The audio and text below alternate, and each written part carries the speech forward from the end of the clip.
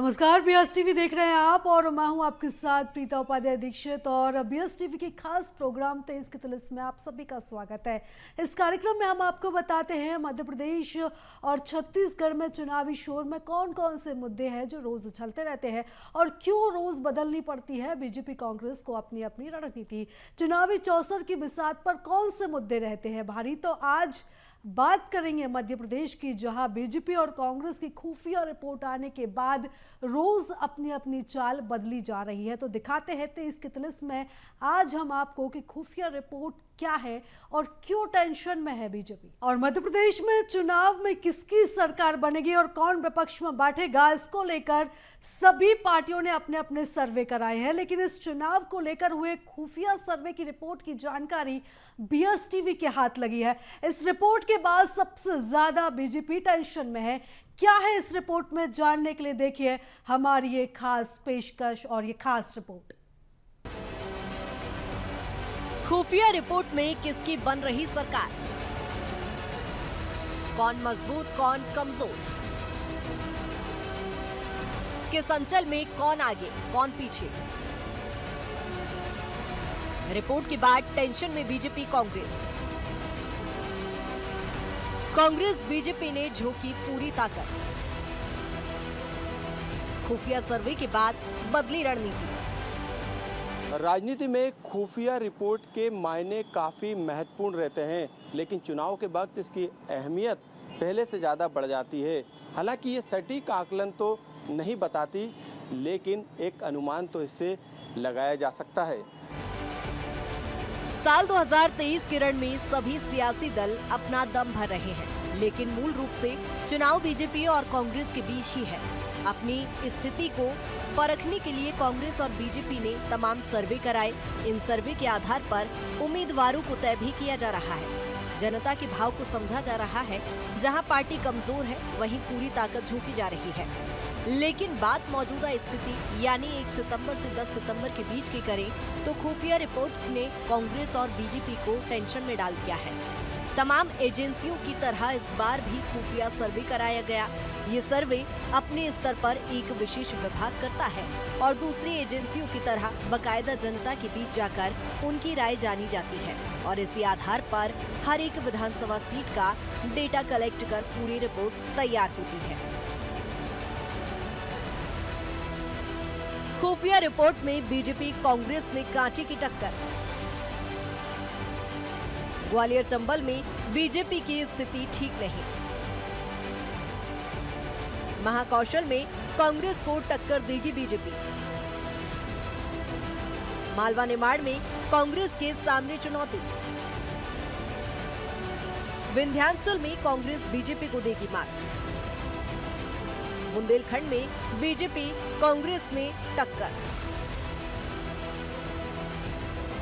साल 2018 में मध्य प्रदेश की 230 विधानसभा सीट में से कांग्रेस ने 114, बीजेपी ने 109 सीट, बसपा ने 2 और सपा ने 1 सीट और अन्य ने 4 सीटें जीती थी। लेकिन 15 महीने के बाद कांग्रेस सरकार चली गई और फिर नए समीकरण के दम पर बीजेपी के पास कुल 127 विधायक आ गए और कांग्रेस के पास 96 विधायक रह गए। बीजेपी को 41.2% वोट मिले तो वहीं कांग्रेस को 40.89% वोट मिले। आरक्षित सीटों की स्थिति देखें तो एससी की सीट 35, एसटी की 47 सीट और 148 सामान्य सीट है। 84 सीटों पर आदिवासी वोटर्स निर्णायक भूमिका में रहता है। देखिए, भारतीय जनता पार्टी की जन आशीर्वाद यात्रा को पूरे प्रदेश के सभी अंचलों में अपूर्व जन समर्थन और उत्साह मिला है और स्वाभाविक तौर पर अगर हम विंध्य की बात करें तो पिछले बार भी विंध्य का वोटर मजबूती के साथ भारतीय जनता पार्टी के साथ था। ग्वालियर चंबल में जो कांग्रेस के पास एकमात्र चेहरा श्रीमंत सिंधिया जी के रूप में था, वो आज भारतीय जनता पार्टी के प्रमुख नेतृत्व में सम्मिलित हैं। मालवा निमाड़ की बात करें तो वहाँ का वोटर भारतीय जनता पार्टी के साथ सतत तरीके से जुड़ा रहता है। जब पिछली बार किसानों को बहकाने के बाद कांग्रेस पार्टी ने उस अंचल के वोट अपने पक्ष पक्ष में करने का प्रयास किया था, तब भी उनको मुँह की खानी पड़ी थी। और अगर हम बात करें यह जो मध्य भारत का क्षेत्र है, नर्मदापुरम और भोपाल संभाग की, तो यह पारंपरिक रूप से भारतीय जनता पार्टी के इस क्षेत्र के लोग वोटर रहे हैं। इनका राष्ट्रवादी विकास की जो विचारधारा है उस पर विश्वास रहता है और स्वाभाविक तौर पर मध्य प्रदेश के सभी अंचलों के लोगों के समर्थन से भारतीय जनता पार्टी एक बार पुनः विशाल बहुमत के साथ मध्य प्रदेश में सरकार बनाएगी। यह बात जरूर है कि शिवराज सिंह जी उस जुआरी की तरह अब बचने की कोशिश कर रहे हैं कि आखिरी दांव भी वो खेलने में चूक नहीं रहे हैं। मगर सरकार कांग्रेस की आएगी, चाहे वो विंध्य हो, ग्वालियर चंबल हो, महाकौशल हो, मध्य भारत हो, निमाड़ हो, मालवा हो, भोपाल नर्मदापुरम संभाग हो। वहाँ बेहतर से बेहतर सीटों पर हम लोग अपना प्रदर्शन करके स्पष्ट बहुमत वाली सरकार बनाएंगे। इसमें कोई संदेह नहीं है कि प्रदेश का कोई भी अंचल हमारे लिए चुनौती भरा है या संघर्ष का है। हम हर अंचल में विजय पताका फहराएंगे। सियासी समीकरण को बदलते समय नहीं लगता, लेकिन खुफिया सर्वे की रिपोर्ट में सभी सियासी दलों को टेंशन में डाल दिया है। सब समय के साथ अपनी रणनीति को बदल रहे हैं। चुनाव के समय जब इस तरीके की रिपोर्ट आती है तो पार्टियां अपनी रणनीति को भी बदलती है। हालांकि चुनाव में अब समय कम बचा है, यही कारण है कि लगातार नई नई रणनीतियों को लेके दोनों ही पार्टियां आगे बढ़ रही है। कैमरामैन अमित के साथ मनोज राठौर, BSTV, भोपाल। क्या आपने कभी खुफिया सर्वे को समझा है? लेकिन अब BSTV आपको इस सर्वे के कुछ महत्वपूर्ण इनपुट सामने रखेगा। MP में बीजेपी और कांग्रेस की मौजूदा स्थिति क्या है, कौन जीतेगा और कौन हारेगा, किस तरीके के सियासी समीकरण अभी बन रहे हैं, तो सबसे पहले देखिए हमारी एक्सक्लूसिव रिपोर्ट। एजेंसी का सर्वे नहीं है, ये खुफिया सर्वे है जो कि चुनाव से ठीक कुछ महीनों पहले होता है। हालांकि समय समय पर इसे कराया भी जाता है जब चुनावी माहौल रहता है। इस सर्वे के कुछ इनपुट को हम क्षेत्रवार आपको बताएंगे, लेकिन उससे पहले मध्य प्रदेश के अंचलों को हम समझते हैं, वहाँ के सियासी गणित को जानते हैं। तो सबसे पहले हम शुरुआत करेंगे मालवा निमाड़ से, वहाँ के सियासी गणित को हम समझते हैं। MP का सियासी समीकरण 2018 विधानसभा चुनाव। मालवा निमाड़ में 66 सीटें, 34 बीजेपी, 29 कांग्रेस, 3 अन्य। 2013 के चुनाव में 66 सीटों में बीजेपी को 56, कांग्रेस को 9 और 1 सीट निर्दलीय को मिली थी। 22 आदिवासी बाहुल्य सीट में 14 सीटें कांग्रेस और 8 बीजेपी को मिली थी। MP में 47 ST आरक्षित सीटों में से 22 मालवा निमाड़ में आती है। उपचुनाव में 1 सीट कांग्रेस हार गई थी। मौजूदा स्थिति में अब 35 सीट बीजेपी और कांग्रेस के पास 28 सीटें। अब बात हम मालवा निमाड़ की उस खुफिया रिपोर्ट की कर लेते हैं जिसके कुछ इनपुट BSTV के हाथ लगे हैं।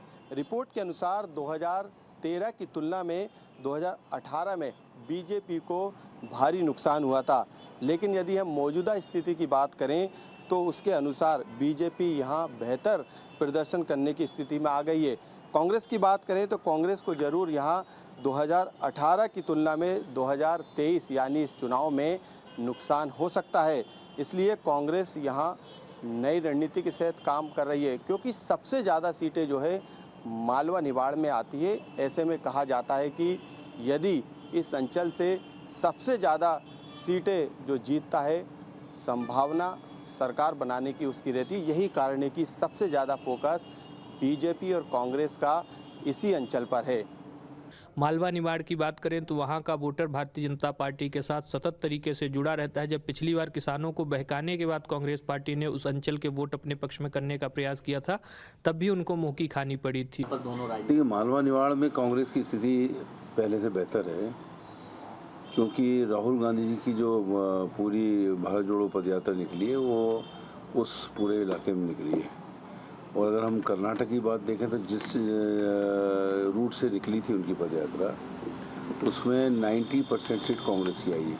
तो आपने देखा मालवा निवाड़ में किस तरीके के सियासी समीकरण मौजूदा स्थिति में खुफिया रिपोर्ट और खुफिया सर्वे के आधार पे बन रहे हैं, लेकिन हम आगे महाकौशल और चंबल और ग्वालियर के समीकरण को समझने की कोशिश करेंगे, क्योंकि महाकौशल में 38 सीटें आती हैं तो ग्वालियर चंबल में 34 सीटें आती हैं। तो सबसे पहले हम यहाँ के सियासी समीकरण को समझते हैं।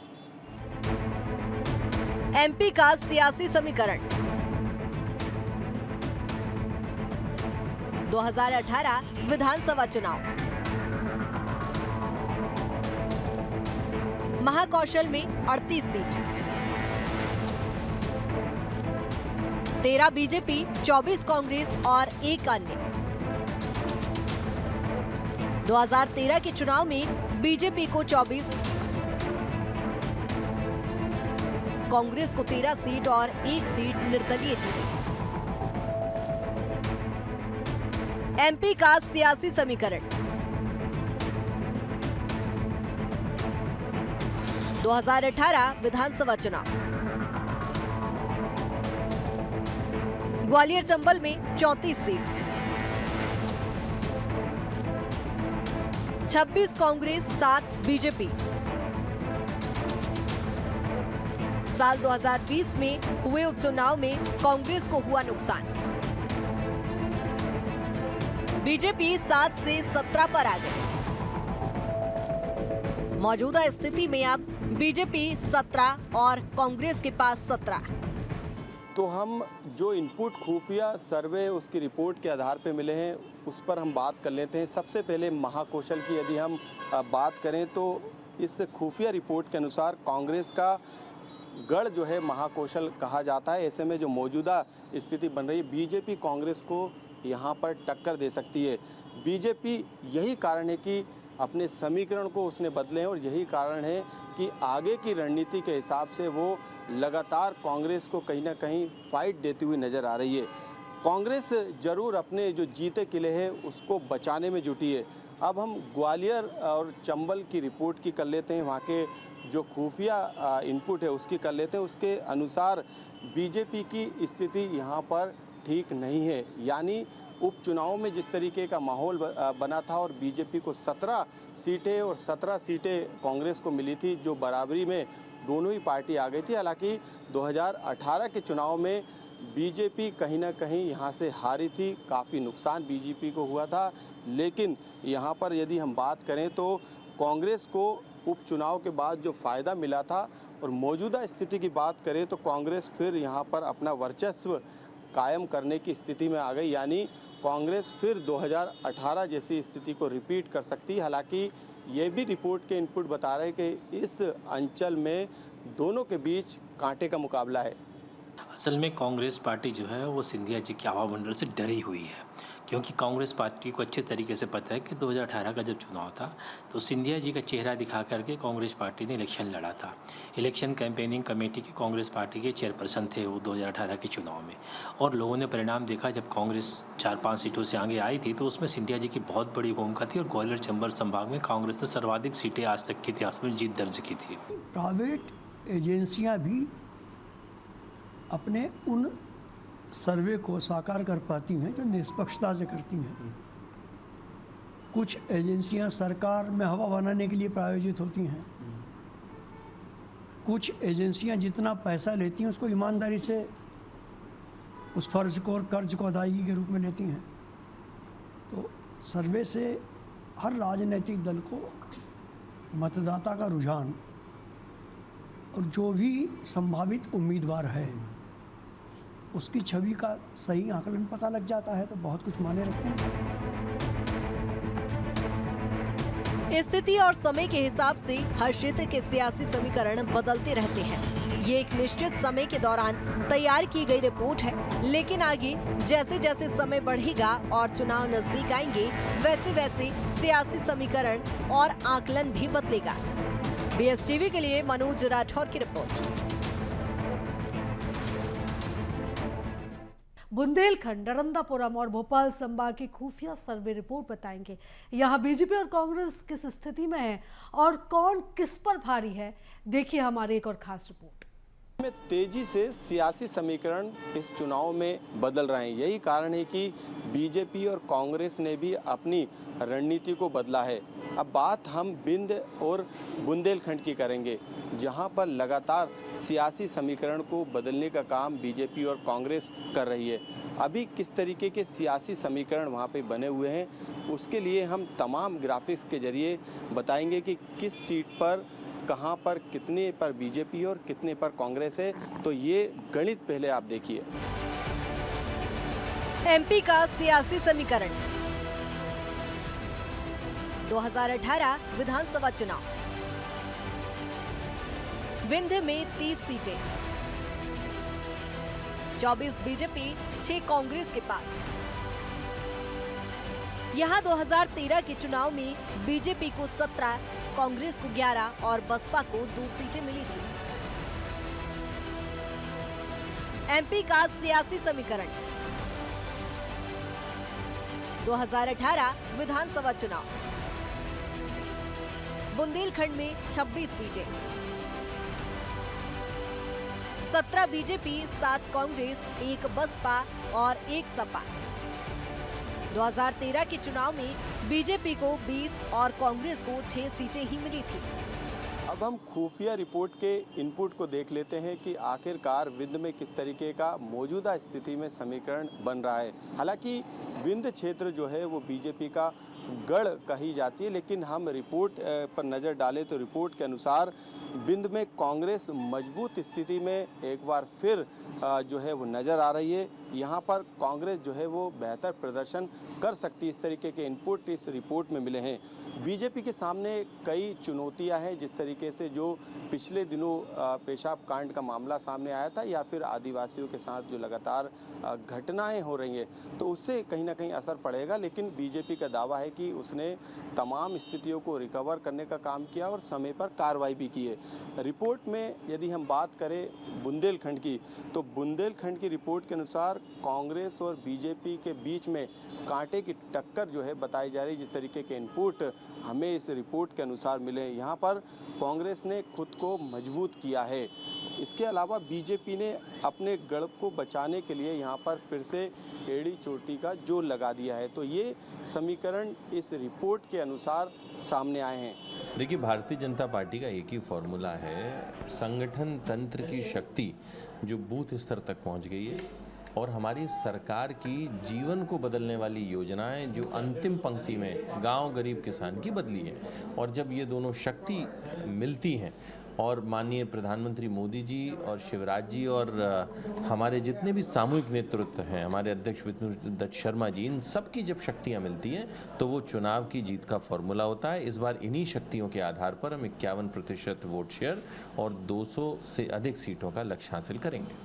देखिए, गुजरात फार्मूला या ये सारे फार्मूले कर्नाटक में फेल हो चुके हैं और कर्नाटक, हिमाचल में इस तरह के इनके सारे फार्मूलेबाजी जो ये करते हैं वो फेल हो चुकी है। तो अब जो है मध्य प्रदेश में उनका कोई उपयोग नहीं है। यहाँ पर तो स्पष्ट हो गया है कि यहाँ जो है मुख्यमंत्री के चेहरे पर चुनाव नहीं लड़ा जाएगा। तो यहाँ तो पहली चीज़ ये है कि स्वयं भी भारतीय जनता पार्टी ने मान लिया है कि मुख्यमंत्री का चेहरा इस योग्य नहीं है कि उस पर वोट मांगे जाएं। तब यहाँ परिस्थिति कोई बचती नहीं है। विंध्य और बुंदेलखंड में बीजेपी का कब्जा है, लेकिन इस बार विंध्य में कांग्रेस पूरे दमखम से उतर रही है।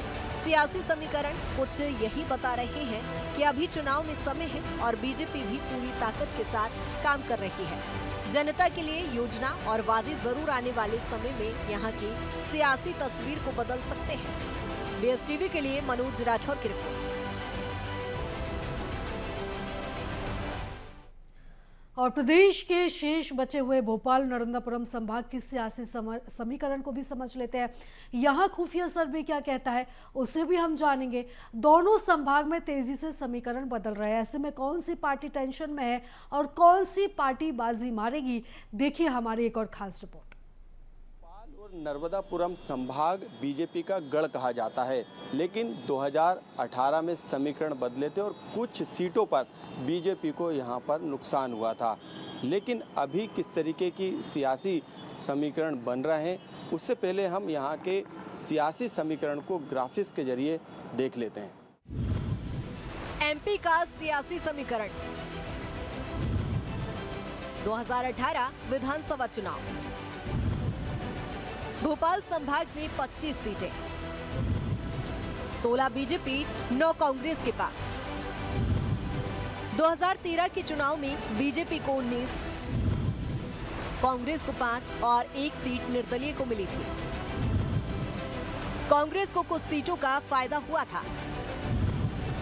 उपचुनाव में कांग्रेस की सांची सीट बीजेपी को मिली। मौजूदा स्थिति में अब 17 बीजेपी और 8 सीट कांग्रेस के पास। एमपी का सियासी समीकरण 2018 विधानसभा चुनाव। नर्मदापुरम संभाग में 11 सीटें, 7 बीजेपी, 4 कांग्रेस। 2013 के चुनाव में बीजेपी को 10 और कांग्रेस को 1 सीट मिली थी। सबसे पहले बात हम भोपाल संभाग की कर लेते हैं। खुफिया रिपोर्ट के अनुसार इस संभाग में कांग्रेस बीजेपी पर भारी नजर आ रही है। यहां कांग्रेस की सीट बढ़ सकती है, इस तरीके का अनुमान इस रिपोर्ट में लगाया गया है। बीजेपी के सामने अपने अवैध किले को बचाना सबसे बड़ी चुनौती यहां पर बताया जा रहा है। वहीं हम नर्मदापुरम को देख लें तो यहाँ की जो खुफिया जो रिपोर्ट है, जो इनपुट है, उसके अनुसार कुछ यही स्थिति जो भोपाल संभाग की बन रही है वो नर्मदा संभाग की भी यहाँ पे जो है बनती हुई नज़र आ रही है। तो रिपोर्ट के अनुसार कांग्रेस पहले से ज़्यादा मजबूत स्थिति में इस संभाग में है। कांग्रेस बेहतर प्रदर्शन करने की स्थिति में है, ये रिपोर्ट बता रही है। बीजेपी नई रणनीति के तहत भोपाल में भी काम कर रही है और नर्मदापुरम संभाग में भी। भारतीय जनता पार्टी की सबसे प्रभावी और सबसे महत्वपूर्ण इकाई जो होती है वो बूथ इकाई होती है। और बूथ इकाई पे कार्यकर्ता जो काम करते हैं, हमारे BLA-2 बूथ अध्यक्ष और बूथ महामंत्री, उसको हमने त्रिदेव की संज्ञा दी है। उस कार्यकर्ता के दम पर हम 51% का लक्ष्य लेकर चल रहे हैं और 51% मत हमें भारतीय जनता पार्टी को मध्य प्रदेश में मिलेंगे, निश्चित तौर पर मिलेंगे, क्योंकि हमने किए हुए कार्य, सरकार की विकास की योजनाएं, सरकार की वो तमाम योजनाएं जो केंद्र सरकार और राज्य सरकार ने मिलकर एक आम व्यक्ति के जीवन स्तर को ऊंचा उठाने का प्रयास हुआ है। बिजली, पानी, सड़क सहित आवास और चिकित्सा देने का काम हमने किया है। सम्मान हमने बढ़ाने का काम किया है। एक समानता, एक रूपता समाज के अंदर आए, इस दिशा में हमने काम किया है। हमारे किए हुए काम को लेकर जब हम जनता के बीच में जा रहे हैं तो निश्चित तौर पर हमें उसका प्रतिसाद भी मिल रहा है। और मध्य प्रदेश में अब की बार 51% मत के साथ में भारतीय जनता पार्टी शानदार विजय प्राप्त करेगी। नारे के अलावा इनके पास है क्या? पन्ना प्रमुख, अर्ध पन्ना प्रमुख, परिवार प्रमुख, दुनिया भर के जो है नौटंकियों के अलावा कुछ है क्या? वोटें कितनी मिलती हैं? 30%, 32%, हाईएस्ट गए 40%, 11% वोट ऐसी बमक के मिल जाएगी इनको। जबकि जनता को सताया है, लूटा है, बच्चों का पोषण आहार खा गए, विद्यार्थियों की स्कॉलरशिप खा गए, मरीजों की दवाइयाँ खा गए, नकली अस्पताल बना दिए, नकली नर्सिंग कॉलेज बना दिए, नकली जो है सब प्लाज्मा बना दिए, नकली रेमडेसिविर बना दिए। तो वोटें अपने आप से बरस के गिरेंगी। ये सब महात्मा लोग हैं जिन्हें वोटें मिल जाएंगी। आज जो है प्रदेश की जनता त्रस्त है, इसी उसको छुपाने के लिए साइकोलॉजिकल वारफेयर करते हैं। कोई न कोई ऑर्गेनिक वोट मिलती है क्या? कोई ऑर्गेनिक वोट नहीं मिलती। अभी देखना आपके मतदाता सूचियों में कितना हेर फेर और बदमाशियाँ होंगी। यही काम तो करते हैं। हम लोग उसकी रोकने के लिए तैयारी कर चुके हैं। चुनावी सीजन में कांग्रेस और बीजेपी ने पूरी ताकत लगा दी है। ये चुनाव दोनों के लिए काफी महत्वपूर्ण है। कांग्रेस सत्ता में वापस आना चाहती है तो बीजेपी सत्ता की चाबी को देने के लिए तैयार नहीं है। इस तरह के सर्वे जरूर पार्टियों को सबक देते हैं और पार्टियां इनके सहारे ही सत्ता को पाने की कोशिश करती हैं। भोपाल से BSTV के लिए मनोज राठौर की रिपोर्ट। और चलिए इसी के साथ इस खास पेशकश में फिलहाल इतना ही। दीजिए इजाजत। नमस्कार।